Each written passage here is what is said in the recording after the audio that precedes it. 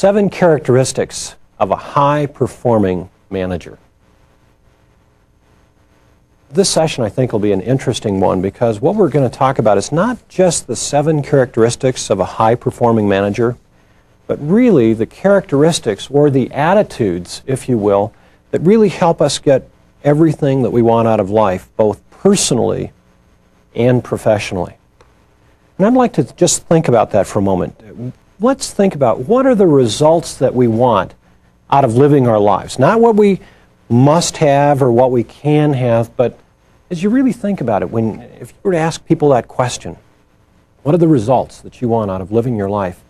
What kinds of reactions do you think you'd get from people? Anybody? Love. Okay, yes, we want love, absolutely. Respect? Yes, respect, certainly. Happiness? Happiness, absolutely. Friendship? Of course, friendship. I mean, do any of us wake up in the morning saying, I think people like me a little too much, what can I do today to create an enemy? No, okay, yes, we certainly want friendship. What else do we want? Success. Yes. I mean, is anybody here saying I'm succeeding a little too much? What can I do to fail? Okay, yes. Recognition. All right, yes, we want recognition. Yes. Money. Well, let's think about that for a second. On first thought, I would say yes. I mean, we all want money, but think about it for a second. Do we want money, or do we want the security or the freedom that money brings? I mean, for example, I know of people that jumped out of windows because they were down to their last $50,000. I don't care whether that was dollars, pounds, marks, but they were down to their last $50,000. They jump out of a window. I know people that had jumped into a window for $50,000. So really, isn't security a matter of perspective? And as a matter of fact, as you look at the things that we've talked about, what we're really talking about is not really anything tangible, but they're really feelings that we get. I mean, for example, can anybody really achieve happiness where we go, okay, here's my happiness, it's in a box right here? Or can anybody achieve respect? Okay, really they're feelings. We have that sense that we're respected. And as a matter of fact, as you look at a lot of these things, many of them are things that we get from other people. For example, we get respect from other people. We get recognition from other people. We get friendship from other people. And those things have to be given to us willingly. I mean, for example, if I walk up to you, grab you by the throat and say, be my friend. You know, I mean, a likely response is, okay, I'm your friend. Well, for how long? Well, assuming that I'm bigger and stronger than he is, and at least until he can get away. If he happens to be bigger and stronger than I am, not very long at all. Okay, we can't demand friendship from people, or respect, or recognition. They have to be given to us. And yet so often in our lives and in our business careers, we're so focused on getting things. Sometimes I think that it's helpful if we take a look at what causes us to give people things. What causes us to give people our respect, our recognition, our friendship, our trust? What causes us to want to do things to make people feel special? Because don't we all have people in our lives where we go, you know, I want them to be happy. And what can I do to contribute to that? And so I'd like to just think about that for a second. As you think about people that you've known and that you've met, what are the traits or characteristics that you admire in other people? And what I'd like you to do just at your tables right now is to take just 60 seconds to just discuss with one another what are the characteristics or traits that you admire in other people. Okay, what are the characteristics or traits that you admire in other people? And I'd like just one person to sort of keep track of that as you go along. And the person that'll keep track will be the person who drove the furthest distance to be here today. So check it out. You've got about 2 minutes. Go. You want The expensive pens. How is it take I'm in it. No.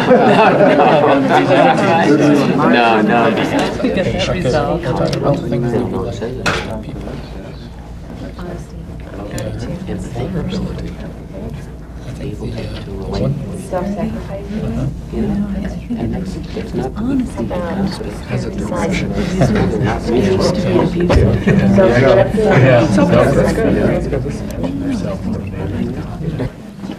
Sense of humor.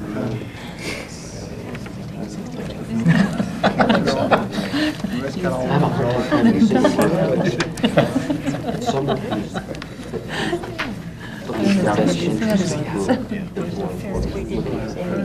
Okay, thank you very much. What I'd like to do is just go from table to table, and we'll start with this table right here. And could I just have a high sign? Who did the recording at each table? You did, you did, you did, and you did. And so what I'd like to do is just go from table to table and ask you to give me, say, two of the characteristics or the traits that, that your table came up with. Okay, and why don't we start with two from this table? One was self-directed. Okay, self-directed, good. And enthusiasm. All right, and we like people that are enthusiastic. They have good energy. All right, good. And from this table? We have people who are honest and people who follow through with what they say they're going to do. Okay, so people who follow through and people who are honest. All right, great. And this table? We had people who were unselfish and supportive. Okay, people who are unselfish and who are supportive. All right, and finally this table? People who were credible. Okay. And the people who had integrity. All right, people who are credible and who have integrity. Now, what you've just described are really personality traits. And I want you to notice what you didn't describe. Nobody said, you know, we like people who lack confidence. We like low energy people. We like people who lie and who cheat and who steal. We didn't say any of those things. What I want you to notice is that for the most part, what you gave were very positive descriptions. And personality is really an outward reflection of inner attitudes. It's really our way of displaying for other people what we are on the inside.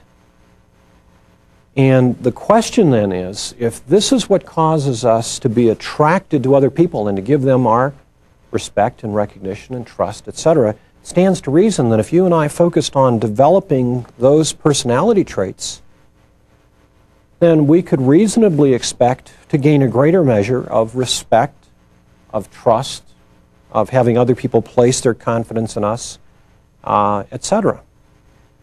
You know, the problem is that so many times it is easier to be negative than it is to be positive. I mean, let's say, for example, that you're a manager that's in charge of a production group, and the sales manager in your company has just called you and said, I just got an order, and it happens to be the biggest order that your company has ever received.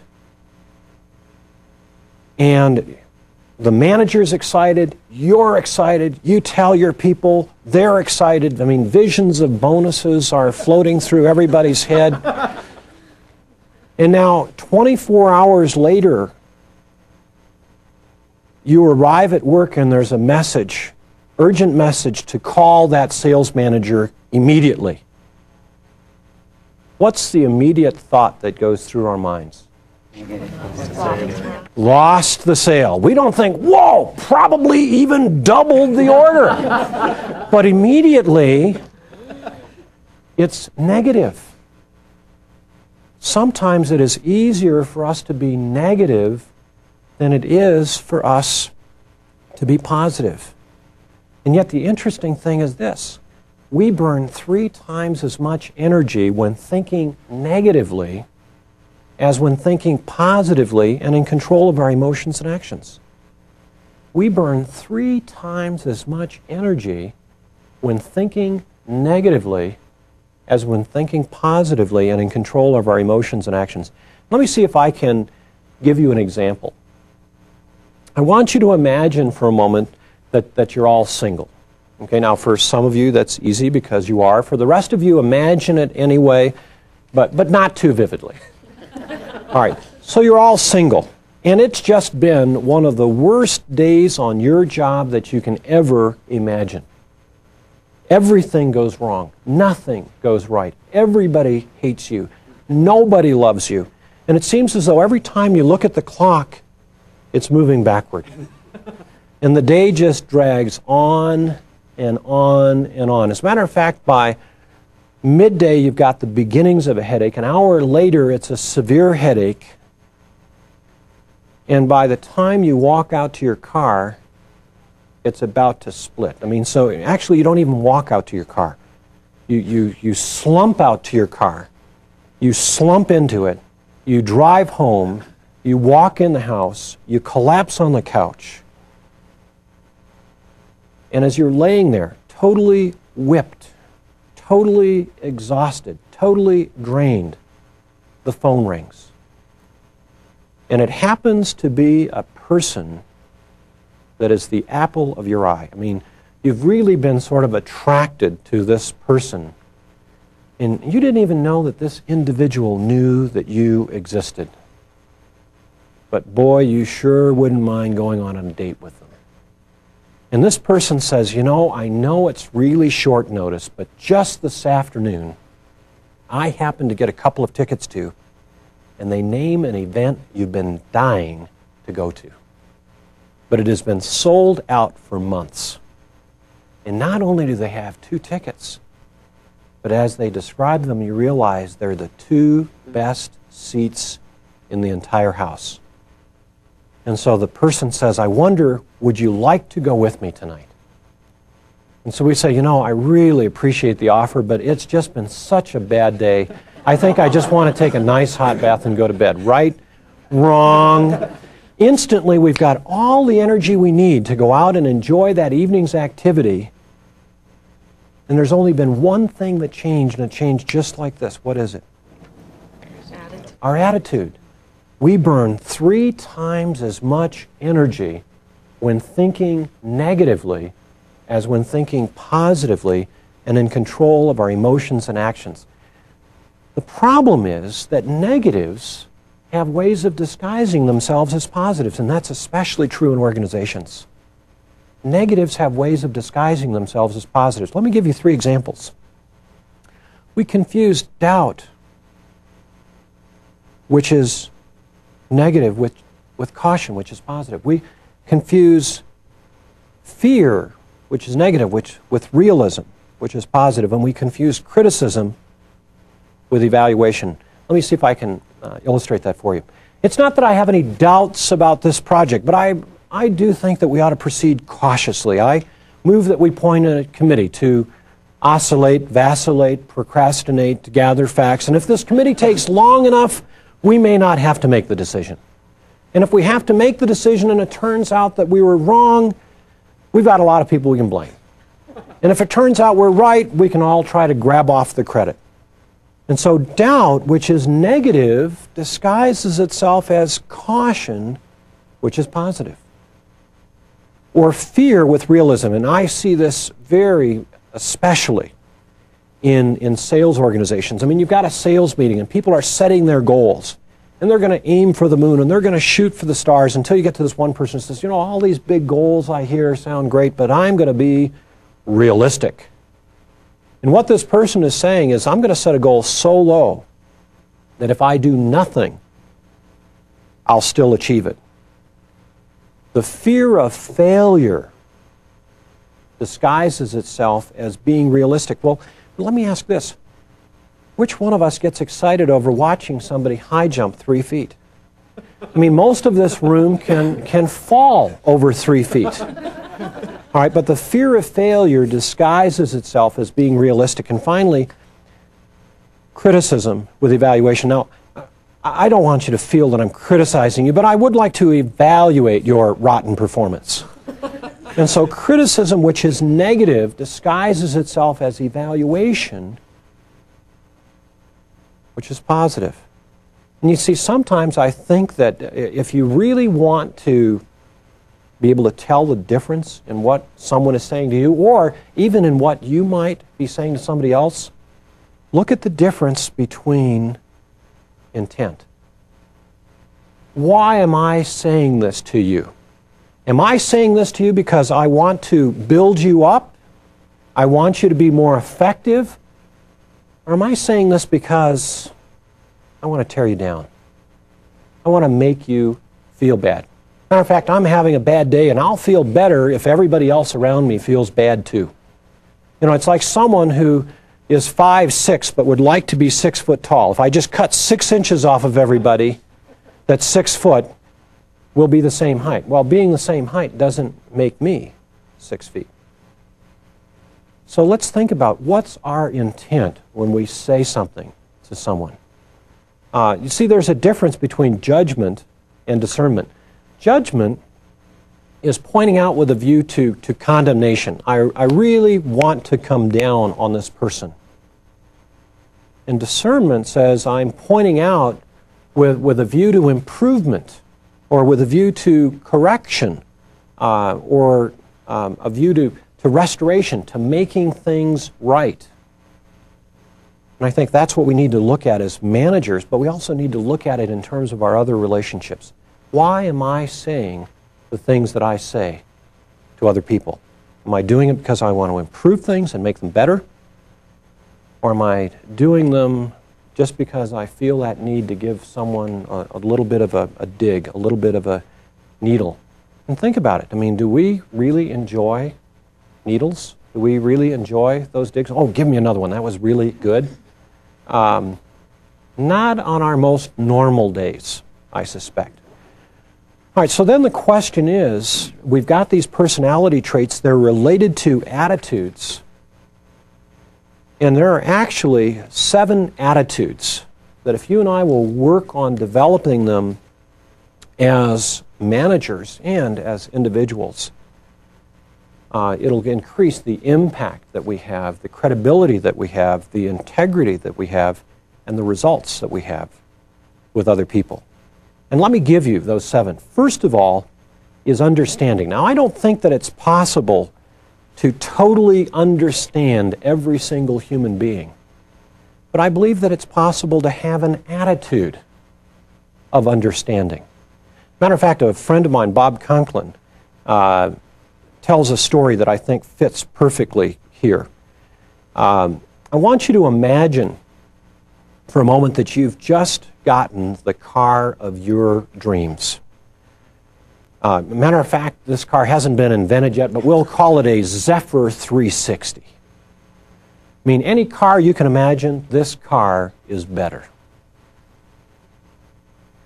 And you've been saving, you've been working, and so finally you go down to the showroom and you pick it out, and it is gorgeous.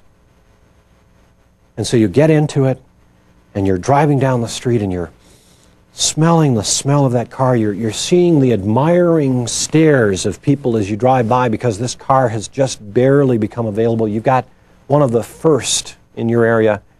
And as you're driving along, just feeling so good about this experience, this investment. I mean, you deserve this. And as you're driving along, suddenly a little boy steps out from behind some bushes, looks at you, bends over, picks up a hard object, and throws it full force against the side of the car with a tremendous thud, crack, crash, scrape, every horrible sound you can imagine. Well, you immediately pull over the curb, you get out of the car, you look, and there's a big dent and gash in your brand new car, and you haven't even gotten it home yet. And as you turn around, the boy is still standing there. So you start off after him. Actually, you're probably not even walking. But you start off after him, and you start thinking about what's wrong with kids nowadays. What's wrong with his parents? How come they're not raising him right? There ought to be a law against this. This kid needs to be disciplined. He certainly should pay for the damages. And just as you get up to the little boy, he says, you know, I was really sorry to do that to your car, but my little brother is over here behind the bushes. He's just been hurt real bad. It was the only way I could think of to get you to stop. Could you please help him? Now, what would we want to say to that boy? Haven't we suddenly developed an attitude of understanding? Now, he still probably shouldn't have done what he did, but all of those negative attitudes have suddenly been replaced with an attitude of understanding. So I don't think that it's possible to totally understand another person, but I think that sometimes it is possible to wait a minute and not judge the action of somebody before we explore perhaps the intent of what they did. And haven't each of us in our lives done something that backfired? And it backfired because somebody just judged our action and never gave us the opportunity to explain why we did it. Because we did it for an entirely different reason than they perhaps thought of. So understanding. Then anticipation. And anticipation means to me that we're looking forward to good things. And haven't we all known people that the best years of their lives are behind them? They're always looking at the past. I remember when I did this. I remember, I see a few of you work with some people that are like that. Instead of anticipating the good things yet to come in the future. And don't we like people that have that forward orientation? So a sense of anticipation. Expectations. In other words, a positive view of people. That we expect the best of them and we want to bring out the best in them. Expectations. Confidence. We like people who have confidence. As a matter of fact, wouldn't you rather work with people who are perhaps a little bit too confident and you've got to tone it down than someone that you have to keep on pumping up, and the second you stop pumping, they start draining down again? All right? Confidence. Then patience. We admire people with patience. I mean, have you ever said, gee, I wish you were more impatient? You know, or I admire your impatience. No, we admire people who are patient, who just have that sense of calm. Now, that doesn't mean that there's not storm, that doesn't mean that there's not conflict, but they just seem to have that sense of calmness. They're almost like oil on troubled waters. Okay? Patience. And then humility. Now, I don't mean putting myself down. I'm nothing. I'm a worm. Step on me. Let me give you a definition of humility that we developed. I have been conducting a course for more than 20 years now called Adventures and Attitudes. And I think the focus that we took in that program is really the focus I want to convey here. And that's humility as a realization of and an emphasis of the importance of others. See, it's not putting myself down, but it is really lifting others up. And it's recognizing the value of other people. Humility is a realization of and an emphasis of the importance of others. But you see, sometimes we tend to put people into two categories. And over here we have the important people, and over there we have the unimportant people. For example, let's say that you've had a project that's been due for 2 weeks. For the last week, your boss has been asking you about it every day. For the last 3 days, your boss's boss has been asking. Finally, you've got 30 minutes to finish this project, get it off your desk, and just then the phone rings. And it happens to be the head of your organization, CEO, managing director, whoever that person might be. And they say, you know, I'd like to come over and talk to you for about 20 minutes. I've got some very important news, good news for you. Can I come right now? Now, I don't know about you, but I think that probably each of us would say, absolutely. We wouldn't say, oh, excuse me, I've got this project that I'm working on. You know, we would be more than welcome. As a matter of fact, as they're on the way over, we'd be thinking to ourselves, wow, I'm not going to their office. They're coming to my office. You know, and some of us might even be thinking, boy, I hope everybody notices, because we've already been told that this is good news and it's important news. Now let's say that that person's sitting in our office and 20 minutes goes by, they're still there. 30 minutes goes by, they're still there. 40 minutes goes by, they're still there. Do you think we go, excuse me, you said you wanted 20 minutes and I have this project? Absolutely not. We'd let them have as much time as they wanted and we'd be totally excited about it. Now, let's say that the situation is exactly the same. And the phone rings. And it's the custodian or the janitor of your building, and they say, you know, I've got some really good news, some important news for you, and I'd like to come over. It'll take about 20 minutes. Can I come right now? Would we offer the same concentrated thoughtfulness? Probably not. But let me ask, who would you miss most if they were gone without a replacement for a year? Okay, see, everybody is important, aren't they? As a matter of fact, Charles Mayo, who is one of the founders of the world-famous Mayo Clinic in Rochester, Minnesota, said there is no job in this organization without dignity when it contributes to the organization. Every person is important, and humility is a realization of, an emphasis of, the importance of others. And finally, belief. Belief. We admire people who know who they are, where they're going, and who have a sense of, here is what I stand for. Now the interesting thing is this, is if you look at these, there's really a foundation under them. And that foundation is faith, which is really belief and confidence. Hope, which is anticipation and expectation. And love, which is patience, humility, and understanding. But I also want you to notice what the opposite of those are, that tend to get sown in our lives and in our organizations, and that's the opposite of faith, hope, and love, is fear and doubt and hate. And so the question is, how can I get more of one and less of the others?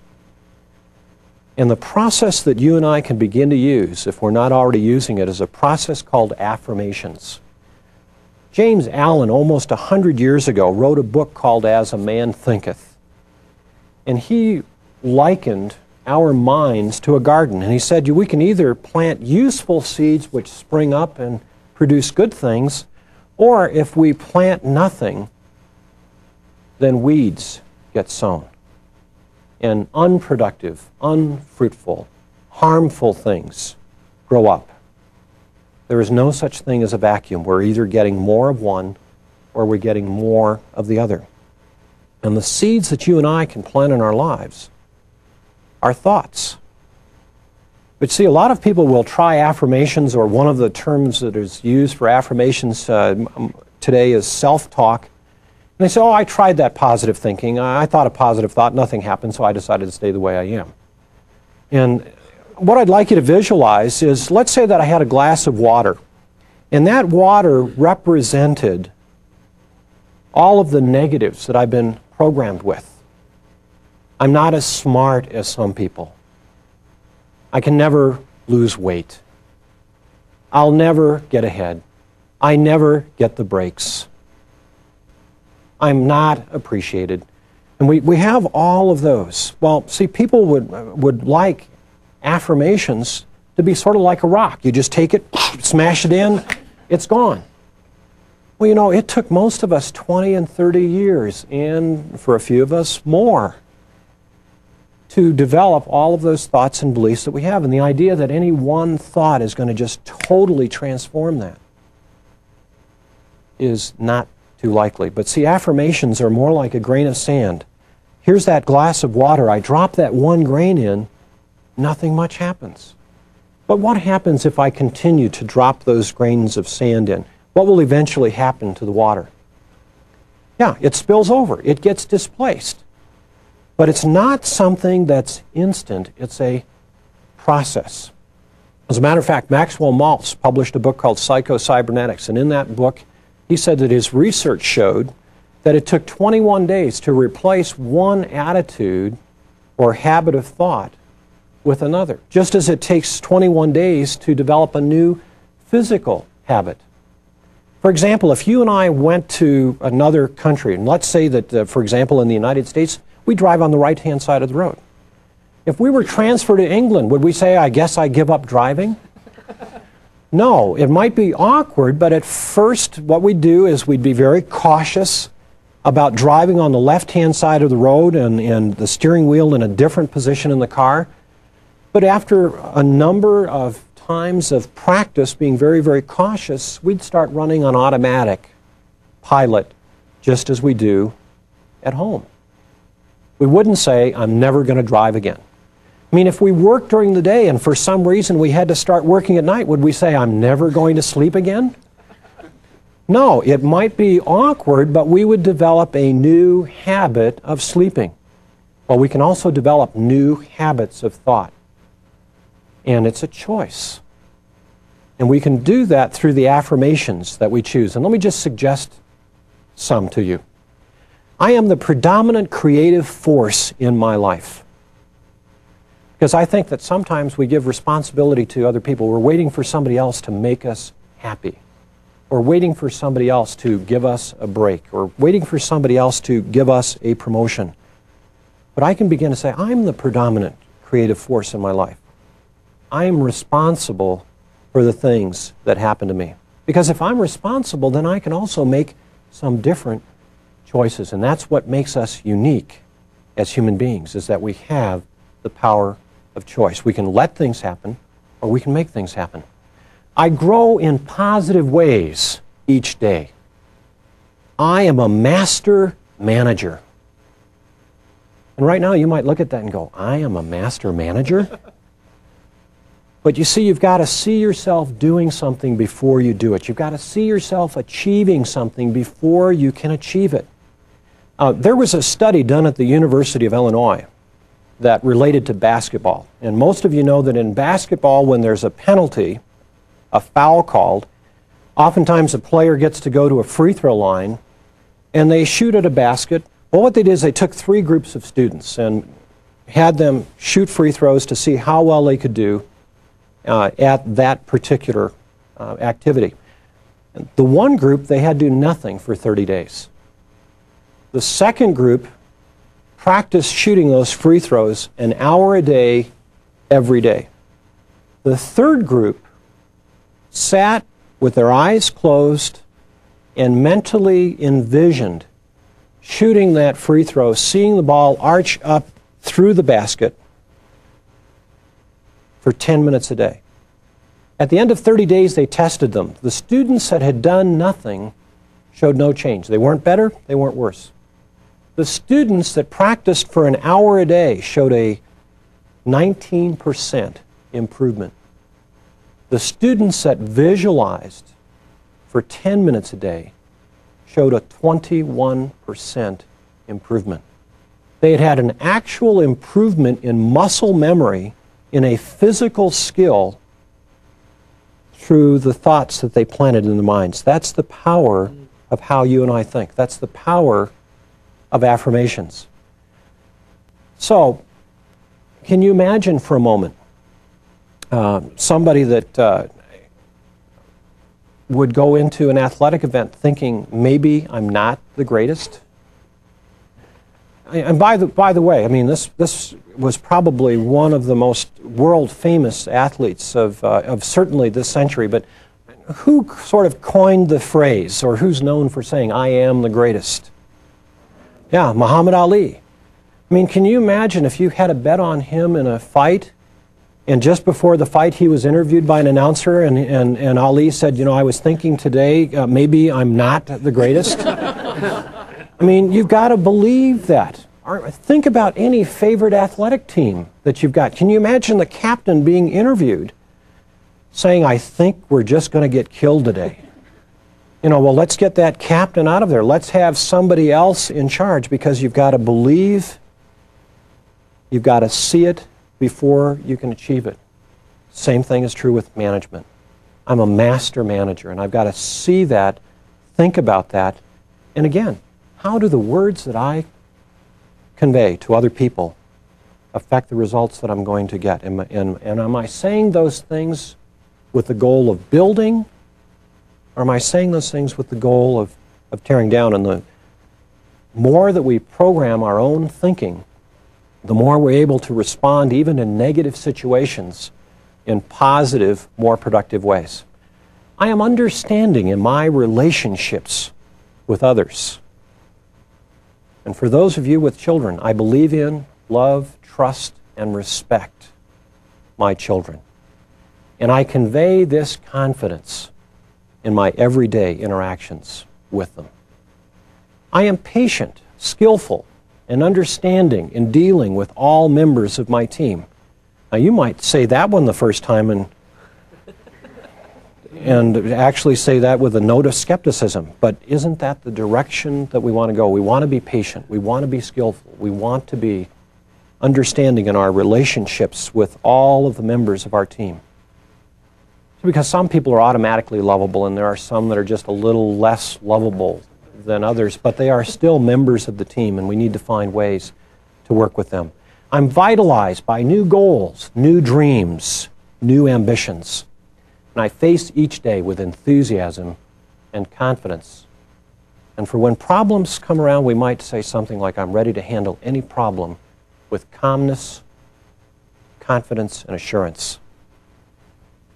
And here's one of my favorites. I no longer work, but I have a lot of interesting activities that I do for which I get paid.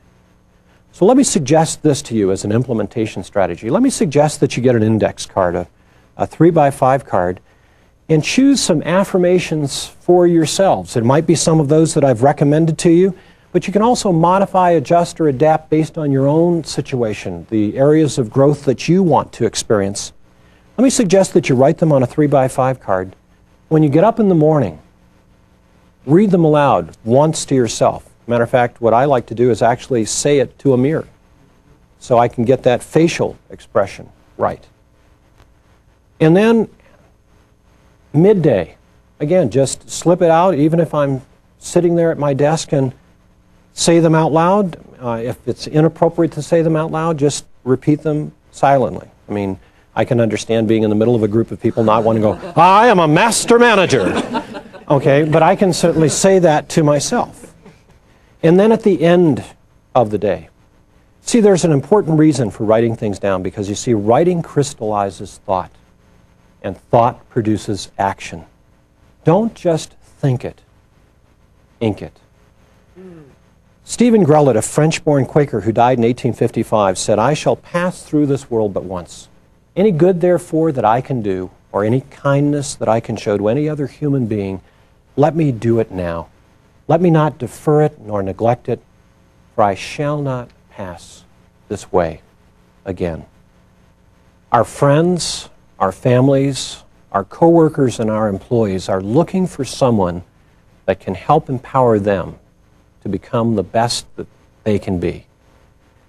And if you will develop these 7 attitudes that we've been talking about through the use of affirmations and through focusing on your intent in your communication, so that you become, first, more understanding, that you look at things with a sense of anticipation. You expect the best of others. You demonstrate confidence. You show your patience. You emphasize humility, the importance of others, and belief. Do this, and you'll be well on your way to becoming a high-performing manager.